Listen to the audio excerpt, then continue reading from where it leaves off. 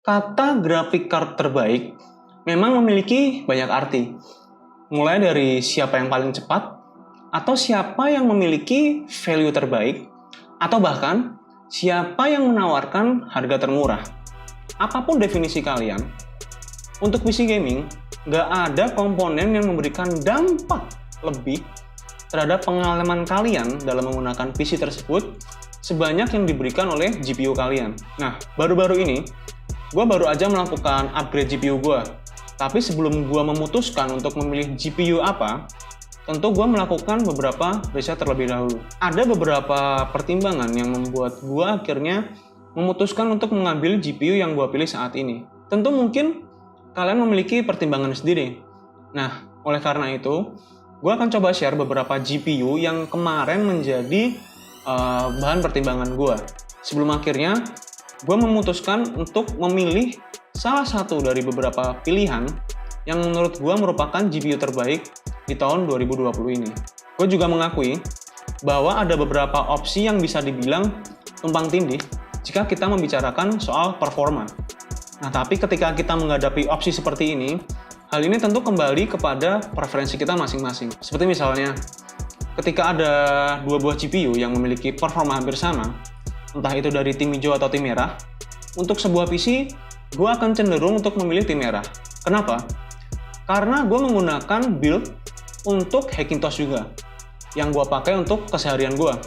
Dan saat ini belum ada driver untuk versi terbaru dari macOS untuk tim hijau. Hal-hal seperti ini merupakan sebuah preferensi pribadi, dan tentu kalian punya preferensi masing-masing ketika dihadapkan oleh kondisi seperti ini. Oleh karena itu, gue akan coba provide beberapa opsi yang menjadi pertimbangan gue kemarin, baik dari tim merah maupun tim hijau. Selain itu, gue juga memiliki beberapa pertimbangan yang mungkin bisa kalian gunakan. Misal, kalian masih belum tahu nih gimana caranya untuk memilih sebuah GPU yang cocok untuk kebutuhan kalian, yang mana akan gue bahas di video gue selanjutnya, karena itu bisa jadi panjang banget konten video ini. Oke guys, langsung aja kita mulai. Let's go!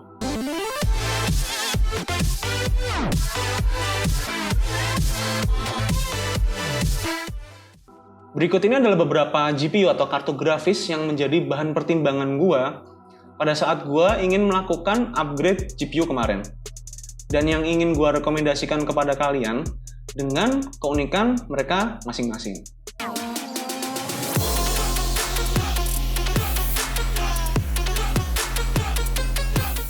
Kalau harga itu nggak menjadi masalah untuk kalian, kartu grafis ini bisa dibilang adalah pilihan terbaik secara keseluruhan dan terlebih untuk resolusi 4K. Kalau kalian lagi cari kartu grafis yang bisa menanganin setting rata kanan untuk game AAA dengan resolusi misalnya 4K atau 1440p, well, tentu kartu ini bisa dibilang sangat mumpuni. Meski kartu ini bisa gue bilang overkill untuk resolusi 1080p. Tapi dengan menyalakan ray tracing pada game yang memiliki fitur tersebut, membuat GPU ini masih masuk akal untuk digunakan di resolusi 1080. Turing merupakan arsitektur yang menjadi senjata utama di balik performa RTX 2080 Ti ini.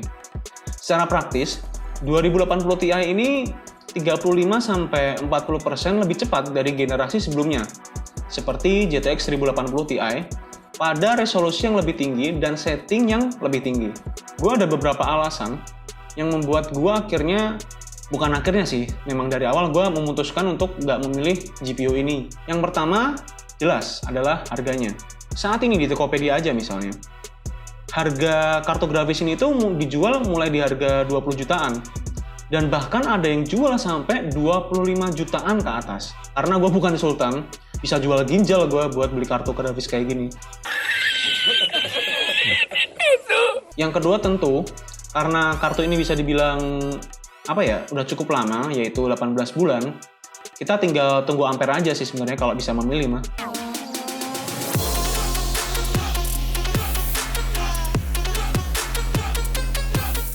Kalau misal dompet kalian itu terlalu sakit untuk RTX 2080 Ti, mungkin kalian bisa mempertimbangkan RTX 2080 Super ini.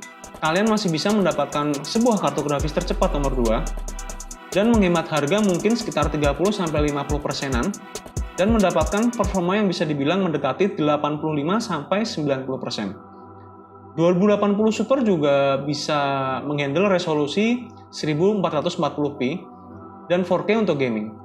Meski nggak sampai ke kualitas yang maksimal, terlebih di 4K. Meski begitu, kita mesti mempertanyakan apa yang akan terjadi terhadap adaptasi ray tracing ke depannya. Karena kita tahu, DXR atau DirectX Ray Tracing yang pertama kali muncul menyebabkan drop penurunan terhadap performa sebuah game sampai 40%. DLSS bisa sih dipakai untuk ngejar drop performance tersebut. Tapi implementasi baik dari DLSS maupun DXR ini untuk setiap game itu sangat bervariasi. Alasan lain kenapa gua nggak memilih kartu ini, karena kartu ini bisa dibilang lebih mahal dari 2070 Super, yang mana hanya memberikan sedikit perbedaan performa.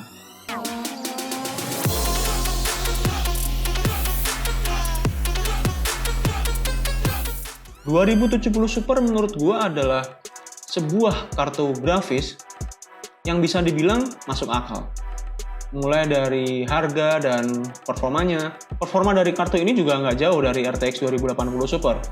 Sedangkan untuk harga bisa dibilang kartu grafis ini lebih murah dan cukup signifikan untuk perbedaan harganya dari RTX 2080 Super. Selisih performa di sekitar 10% dengan 2080 Super, tapi memiliki perbedaan harga sampai 30% bisa dibilang sangat masuk akal. Di kartu grafis ini kalian masih mendapatkan ray tracing, DLSS, dan sebuah kartu grafis yang jelas mengalahkan generasi sebelumnya yaitu 1080 Ti. 8GB GDDR6 dari kartu grafis ini tetap akan membuat sebuah pengalaman bermain game di resolusi 1440p menjadi nyaman, meski akan sedikit kurang maksimal di resolusi 4K.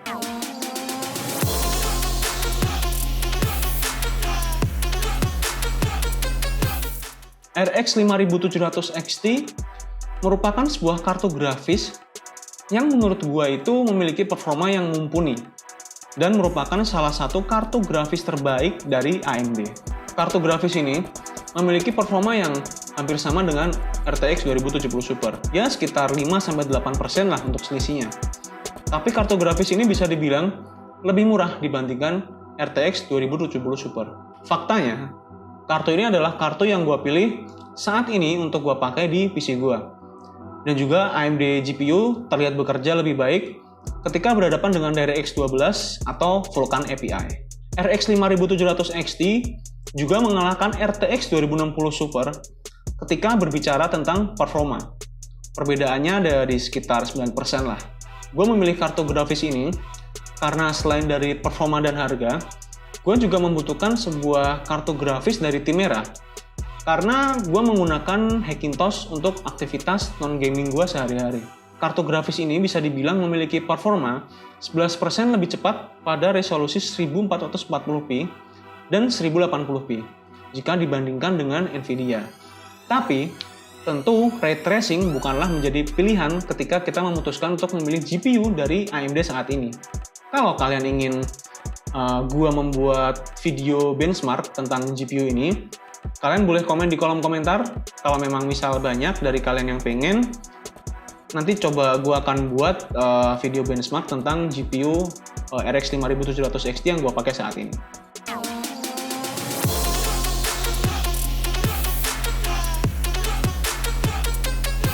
Dari seluruh GPU RTX milik Nvidia, gue bisa bilang RTX 2060 Super adalah yang paling susah untuk gue rekomendasikan. Bukan karena kartu grafis ini tuh jelek, GPU ini sebenarnya cepat, sama cepatnya sih, dan memiliki fitur yang sama dengan RTX yang lain. Tapi untuk harga dan performa dari kartu grafis ini, gue lebih memilih untuk mengambil RX 5700 XT. RTX 2060 Super memiliki performa yang hampir sama dengan RTX 2070 Super, yang mana gue rekomendasikan juga sebelumnya. Jika kalian menginginkan GPU dengan VRAM 8GB dan mampu untuk menghandle ray tracing dengan harga yang minim, RTX 2060 Super ini bisa menjadi pilihan kalian. Karena external memory ini juga ternyata memiliki dampak terhadap performa ray tracing itu sendiri.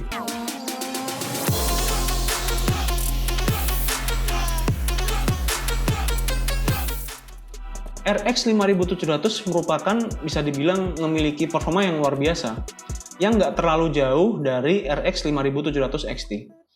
Tapi bisa dibilang harganya lumayan lebih murah. RX 5700 bisa dibilang memiliki performa 90% dari RX 5700 XT. Sebetulnya ada opsi lain yang bisa kalian pertimbangkan, yaitu RX 5600 XT. Kalau misalnya kalian memang mencari performa yang mirip dengan RX 5700 atau 700 XT dengan harga yang lebih murah. Apa yang baik dan buruk dari RX 5700 XT juga berlaku di RX 5700, termasuk soal ray tracing yang juga nggak disupport di kartu grafis ini. RX 5700 pada dasarnya memiliki harga yang mirip dengan RTX 2060 yang saat ini diturunkan oleh Nvidia. Tapi berdasarkan hasil yang gue dapatkan pada saat riset, kartu grafis ini memiliki performa yang lebih baik dibandingkan RTX 2060 dengan angka sekitar 11% lebih cepat.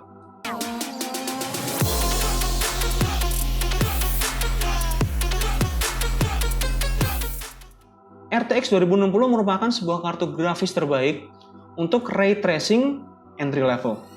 Kartu ini dirilis pada bulan Januari 2019 dan harganya turun 1 tahun kemudian. Harga dari kartu grafis ini juga dibilang merupakan sebuah harga yang wajar bagi seseorang ketika mereka menyisihkan uang mereka untuk membeli sebuah GPU.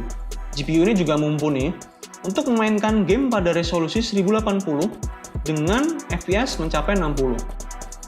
RTX 2060 bisa dibilang 60% lebih cepat dari 1060 6GB dan 80% lebih cepat dari GTX 970. GPU ini bisa menjadi solusi buat kalian yang ingin memilih GPU dan nggak ingin menunggu sampai Nvidia Ampere dan Navi 2 rilis di pasar.